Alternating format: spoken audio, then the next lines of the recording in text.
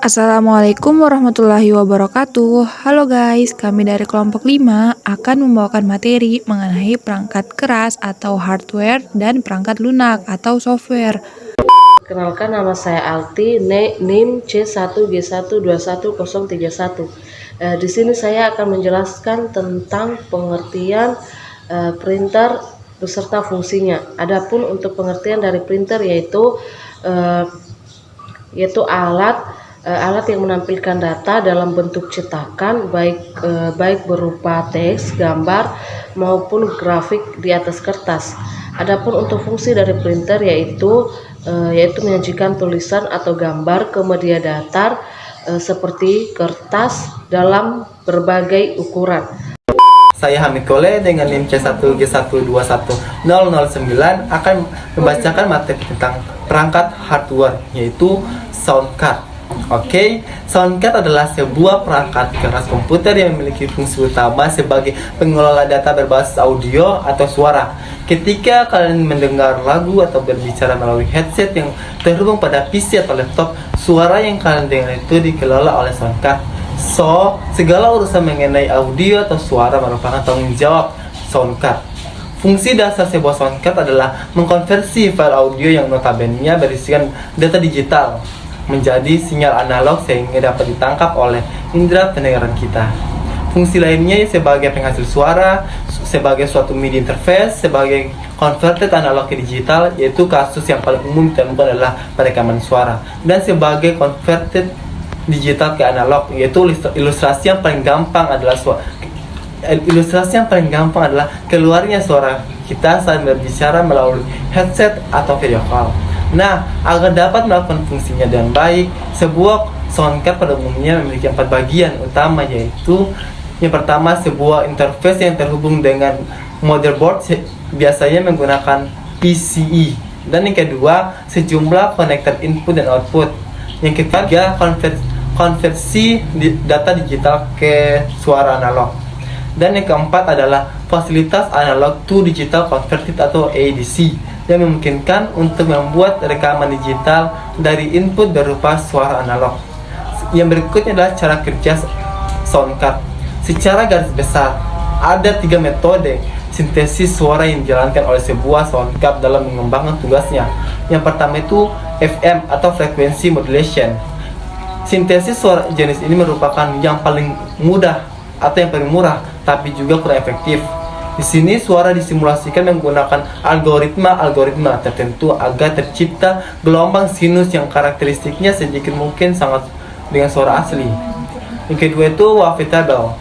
Pada mekanisme kerja yang satu ini, sampel-sampel suara yang sudah direkam disimpan dalam kartu suara agar menghasilkan kualitas suara terbaik. Dan yang ketiga atau yang terakhir, physical modeling. Mekanisme ini termasuk cukup rumit dengan merupakan tipe sintesis jenis baru, di mana suara-suara disimulasikan oleh prosedur pemrograman yang begitu kompleks. Saya Doni Saputra, NIM C1G1211047. Saya dari kelompok 5. Di sini saya akan menjelaskan tentang perangkat hardware atau perangkat keras yaitu mouse. Mouse atau tikus adalah salah satu perangkat keras masukan atau input penting yang harus ada ketika kita ingin melakukan atau mengoperasikan sebuah komputer. Kegunaan dari mouse atau tikus adalah sebagai alat penunjuk atau point device. Fungsi dari mouse yang pertama menjalankan program, yang kedua memilih objek, yang ketiga drag dan drop, yang keempat operasi lain, dan yang kelima fungsi lain. Lanjut, jenis-jenis mouse dan cara kerjanya. Pertama, mouse mekanik merupakan jenis mouse dengan tambahan cahaya yang bisa digunakan. Cara kerjanya cukup sederhana, yaitu bola yang terletak pada bagian bawah melakukan kontak langsung dengan 2 roller yang ada di atasnya. Salah satu roller bergerak secara vertikal, sementara roller lainnya bergerak secara horizontal. Dan yang kedua, mouse optik adalah mouse komputer yang menggunakan sumber cahaya. Cara kerja mouse optik sangatlah mengandalkan cahaya dari LCD. Sinar dari LCD diarahkan menuju prisma. Cahaya tersebut dipantulkan oleh bagian pinggir prisma dan pantulannya mengarah ke permukaan. Saya Adi Nuri Cahyana, Standbook C1G121001 akan melanjutkan materi tentang perangkat hardware yaitu RAM. Oke, secara definisi, RAM adalah tempat untuk menyimpan data, sementara ketika komputer atau laptop sedang dijalankan dan dapat diakses secara acak, RAM juga berfungsi untuk menyimpan sebagian data dari aplikasi saat tengah berjalan. Jadi, semakin besar kapasitas RAM, maka HP Anda akan semakin lebih kencang saat membuka. Cara kerja RAM pada komputer adalah sebagai berikut. 1. Setelah komputer dinyalakan, komputer akan masuk ke menu Basic Input Output System (BIOS). 2. BIOS setelah melakukan pengecekan kembali menyediakan informasi dasar mengenai urutan-urutan. 3. Setelah proses tersebut selesai, maka sistem operasi akan di-load dari hard disk menuju RAM. 4. Proses ini juga berlaku untuk aplikasi lain. Ketika Anda membuka aplikasi, data akan di-load dari hard disk ke dalam RAM. Fungsinya agar RAM bisa mengakses seluruh data aplikasi dengan cepat. RAM memiliki fungsi yang paling penting dalam pengoperasian komputer. RAM merupakan salah satu komponen yang tidak bisa mengalami masalah jika tidak ingin di kemudian hari komputer sulit dalam menjalankan suatu. Saya Lisna Almi dengan Standbook C1G121067 akan melanjutkan materi tentang perangkat lunak hardware yaitu flash disk. Flash disk adalah sebuah media untuk menyimpan data secara portable yang bisa disambungkan dengan port USB pada sebuah komputer atau laptop. Adapun fungsi dari flash disk mempunyai berfungsi untuk menyimpan file. Adapun fungsi lainnya juga dapat menyimpan data berupa tulisan, gambar, MP3, video, serta aplikasi perangkat lunak atau software.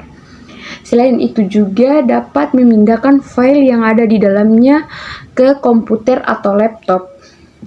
Selanjutnya kita mengarah ke cara penggunaan flash disk, yaitu pertama, lihatlah dan pastikan slot USB yang cocok dengan flash disk kita. Kedua, masukkan flash disk kita secara perlahan ke slot USB. Ketiga, pastikan flash disk terpasang dengan benar agar bisa terbaca oleh komputer atau laptop. Halo guys, saya Yunita Nurul Fajrin, NIM C1G121105 akan membawakan materi mengenai perangkat lunak atau software tentang Google Chrome. Baik, Google Chrome adalah sebuah aplikasi peramban yang digunakan untuk menjelajah dunia maya seperti halnya Firefox, Opera, ataupun Microsoft Edge. Google Chrome merupakan browser web lintas platform yang dikembangkan oleh Google. Chrome pertama kali dirilis pada tanggal 2 September 2008. Pengguna Google Chrome sendiri kian meningkat tiap tahunnya dikarenakan fitur yang semakin lengkap dan interface yang lebih user-friendly. Fungsi utama browser ini adalah untuk menjelajah berbagai web untuk kebutuhan berkirim email, layanan sosial media, search engine, dan sebagainya. Sebagai salah satu aplikasi browser yang populer di kalangan pengguna internet, Google Chrome tentu memiliki kelebihan serta kekurangan. Hal ini sangat wajar mengingat setiap web browser pasti memilikinya. Kelebihan Google Chrome seperti tampilan modern, performa cepat, aman dan nyaman karena di dalam Chrome pengguna akan diberikan perlindungan ekstra, misalnya dengan mengaktifkan fitur safe browsing di setelan.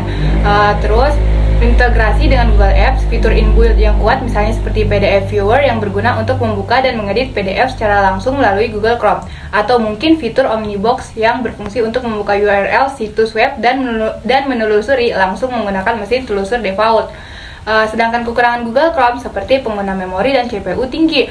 Meski terbilang populer di kalangan web browser, namun Chrome menggunakan lebih banyak RAM dan CPU dibandingkan dengan browser lainnya. Dalam hal ini tentu akan mempengaruhi penggunaan aplikasi lain di komputer secara paralel. Pilihan kustomisasi dan opsi juga terbatas. Perkenalkan, nama saya Osin dengan NIM C1G121089. Baiklah, di sini saya akan melanjutkan materi perangkat software yaitu Microsoft Word.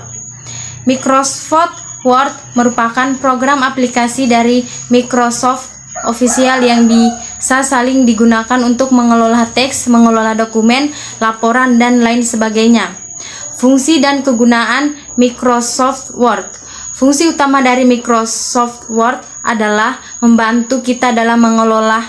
Jadi seperti pengertian di atas, MS Word memang dikhususkan untuk mengelola kata. Manfaat Microsoft Word yang pertama, dimudahkan menyelesaikan pekerjaan, menghemat waktu, menghemat kertas. Kekurangan Microsoft Word yang pertama, ukuran yang sangat besar, berbayar mahal, terkadang terdapat perbedaan hasil jika membuka di Microsoft Word yang beda versi. Baiklah, itulah hasil penjelasan dari saya.